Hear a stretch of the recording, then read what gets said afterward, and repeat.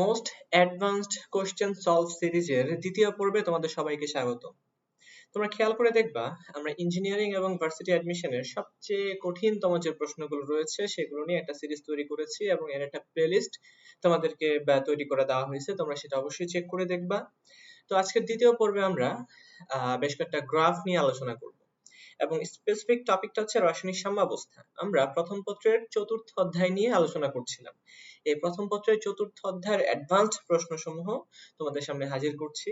এর মধ্যে দেখো এই টপিকটা, the percent yield of ammonia as a function of time in the reaction nitrogen plus 3টা হাইড্রোজেন মিলে 2টা অ্যামোনিয়া তৈরি করবে।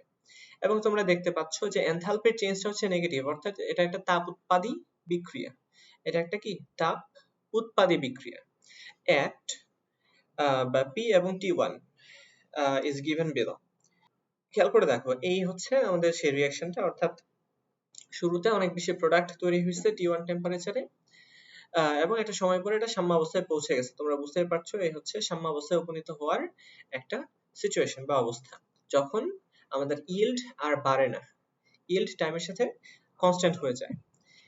If this reaction is conducted at, এটা আমরা প্রেসার সেম রাখছি, টেম্পারেচারটা চেঞ্জ করে দিচ্ছি, with T2 greater than T1 the percent yield by of ammonia as a function of time is represented by, তার মানে আমরা যখন টাইমটাকে বাড়িয়ে দিব, তাই না, এখানে এটা হচ্ছে T2, হচ্ছে T2, অর্থাৎ এই T2 টা যখন T1 এর চেয়ে বড় হবে তখন এই গ্রাফটা কেমন হবে এটা নিয়ে আমরা একটু আলোচনা করি। তো তোমরা একটু নিজেরাও চিন্তা করে দেখতে পারো যে গ্রাফটা কেমন হবে যখন আমরা টেম্পারেচার বাড়ায় দিব। দেখো তো প্রথমটা হয় কিনা। প্রথমটাতে আমরা কি দেখতে পাচ্ছি, এই T1 এবং T2 এর ক্ষেত্রে yield কিন্তু সমান, yield T1 এবং T2 এর ক্ষেত্রে কি সমান। আমি আরেকবার বলি, দেখো শুরুতেই এই কম টাইমের মধ্যেই এটা উপরে উঠে গেছে, তাই না। তার মানে আমরা যখন টেম্পারেচার বাড়াবো, আমরা জানি তাপমাত্রা বাড়ালে কি হয়, তাপমাত্রা বাড়ালে অবশ্যই বিক্রিয়ার হার বেড়ে যায়, অর্থাৎ অল্প সময়ে এটা সাম্যাবস্থায় প্রাপ্ত হয়ে যাবে।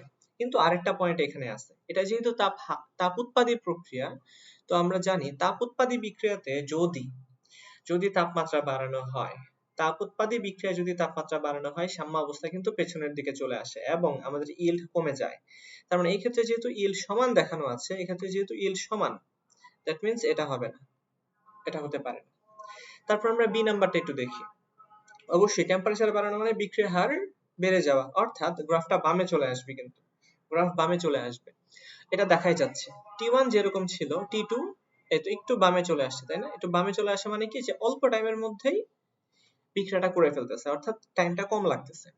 এবং আরেকটা জিনিসকে আমরা দেখতে পাচ্ছি, এই T2 টাইমে আমাদের যে yield এটা কিন্তু নিচে নেমে আসছে, অর্থাৎ এই তো T2 নিচে নেমে আসা মানে কি, সাম্যাবস্থাটা বাম দিকে শিফট হওয়া, অর্থাৎ প্রোডাক্ট যতটুকু তৈরি হয়েছিল, এই তো আমাদের সাম্য ধ্রুবক প্রোডাক্ট বাই রিঅ্যাক্ট্যান্ট, তার মানে প্রোডাক্ট যতটুকু তৈরি হয়েছিল টেম্পারেচার বাড়ানোতে প্রোডাক্টের অ্যামাউন্টটা কিছুটা কমে গেছে। তার মানে বোঝা যাচ্ছে সব দিক বিবেচনায় এই বি নাম্বার গ্রাফটাই হচ্ছে সঠিক।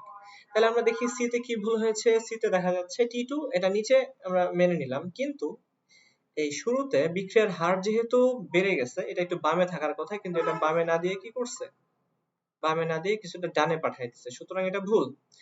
ডি নাম্বারে দেখি T2 উপরে দেওয়া আছে, সুতরাং এটা ভুল, অর্থাৎ T2 এটা কম হবে, বেশি হবে না। তো আই হোপ তোমরা এই বিক্রিয়ার সাম্যাবস্থা নিয়ে একটা আইডিয়া পাইছো, যে কিভাবে টেম্পারেচার চেঞ্জ হলে আমরা গ্রাফের সাহায্যে এই সাম্যাবস্থা, রিঅ্যাক্ট্যান্ট এবং প্রোডাক্টের অ্যামাউন্ট ব্যাখ্যা করতে পারি। তো এরকম আরো নানান ধরনের অ্যাডভান্স টপিক নিয়ে, সুন্দর টপিক নিয়ে তোমাদের সামনে হাজির হব, এবং এতটুকু বিশ্বাস করবা, যত অ্যাডভান্স প্রশ্নই হোক আমি কিন্তু তোমাদেরকে সবটুকু বুঝাই দিব। আই হোপ এখানে তোমাদের বুঝতে আর কোনো সমস্যা নাই। যদি কোনো কিছুতে বুঝতে প্রবলেম হয়, আমার কমেন্ট বক্স তো তোমাদের জন্য ওপেন আছেই। এছাড়া তোমরা কিন্তু আমাকে ফেসবুক, তারপরে হচ্ছে মেসেঞ্জার, হোয়াটসঅ্যাপ, ইমেইল সবকিছুতেই তোমরা আমাকে রিচ করতে পারো, ঠিক আছে। সেখানে অবশ্যই প্রশ্ন করবা, আমি যথাসম্ভব তোমাদের প্রশ্নের উত্তর দেওয়ার চেষ্টা করব।